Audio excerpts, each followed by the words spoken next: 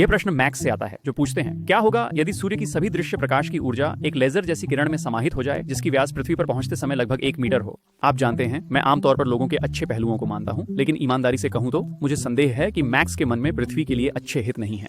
यह है वह स्थिति जिसे मैक्स वर्णन कर रहे हैं।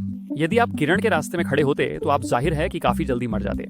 आप पारंपरिक अर्थों में किसी चीज से नहीं मरते, आप सिर्फ जीव विज्ञान होना बंद कर देंगे और भौतिकी बन जाएंगे। पृथ्वी को पूरे दिन में सूर्य से लगभग 0.004% ऊर्जा प्राप्त होती है, जितनी सूर्य हर सेकंड उत्सर्जित करता है। यदि मैक्स की किरण इतनी संकेंद्रित होती कि पूरी पृथ्वी को ढक सके, तो यह पृथ्वी की सतह के प्रत्येक बिंदु पर सामान्य सौर शक्ति की लगभग 2 अरब गुना शक्ति पहुंचाएगी। और मैक्स चाहता है कि यह सारी शक्ति 1 वर्ग मीटर में समाहित हो। जब प्रकाश की किरण वायुमंडल में पहुंचती तो यह हवा को सेकंड के एक अंश में लाखों डिग्री तक गर्म कर देती, जिससे यह प्लाज्मा में बदल जाती, जो अपनी गर्मी को एक्सरे की बाढ़ के रूप में फैलाना शुरू कर देती। वे एक्सरे अपने चारों ओर की हवा को गर्म कर देंगी, जो स्वयं प्लाज्मा में बदल जाएगी। हालांकि यह ठंडी प्लाज्मा होगी और इंफ्रारेड प्रकाश का उत्सर्जन शुरू कर देगी।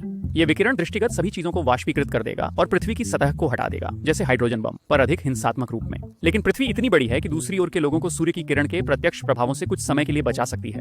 वे फिर भी बच नहीं पाएंगे, परंतु वे वास्तव में किससे मरेंगे? पता चलता है संध्या या चंद्रमा की रोशनी, यह विवरणों पर निर्भर करता है। संध्या वह प्रकाश है जो दिखाई न देने वाले सूर्य से आती है और वायुमंडल से बिखरकर आप तक पहुंचती है। जब मैक्स की सूर्य किरण पृथ्वी से टकराएगी तो इंफ्रारेड विकिरण से लेकर एक्सरे तक सब कुछ वायुमंडल में बांट के रूप में पहुंच जाएगा और प्लाज्मा में बदल जाएगा। प्लाज्मा एक्सरे के लिए अपेक्षाकृत पारदर्शी होता है, इसलिए वे इसके माध्यम से गुजरेंगे और अपनी ऊर्जा को इसके चारों ओर की गैर प्लाज्मा हवा में डालेंगे। इसे इतना गर्म कर देंगे कि यह अपनी पर्याप्त ताप विकिरण दे सके। सामान्य तौर पर इस विकिरण का काफी हिस्सा अंतरिक्ष में भाग जाएगा, जहां हमें इसके बारे में चिंता करने की आवश्यकता नहीं है, जब तक कि यह पृथ्वी पर वापस परावर्तित न हो जाए। दुर्भाग्यवश विकिरण का एक हिस्सा वायुमंडल के भीतर रहेगा। गर्मी और रोशनी का एक बुलबुला पृथ्वी के चारों ओर लिपट जाएगा। एक संध्या नरक तेजी से वायुमंडल और सतह को गर्म करता जाएगा। इसके अलावा सूर्य की किरण के संपर्क बिंदु के चारों ओर का अधिकांश पदार्थ अंतरिक्ष में फट जाएगा, जहां यह इंफ्रारेड प्रकाश को क्षितिज के पार वापस परावर्तित करेगा। विनाश कितना जल्दी पृथ्वी के चारों ओर फैल जाएगा, यह वायुमंडलीय विकिरण के कई विवरणों पर निर्भर करता है। लेकिन यदि चंद्रमा उस समय आधा भरा हुआ होता तो यह शायद मायने नहीं रखता।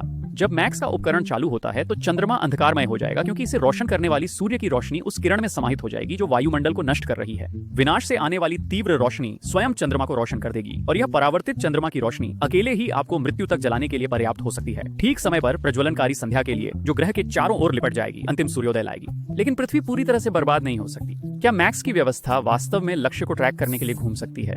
यदि नहीं तो पृथ्वी केवल लगभग 7 मिनट तक किरण के रास्ते में रह सकती है, इससे पहले कि हमारी कक्षा हमें रास्ते से बाहर ले जाए।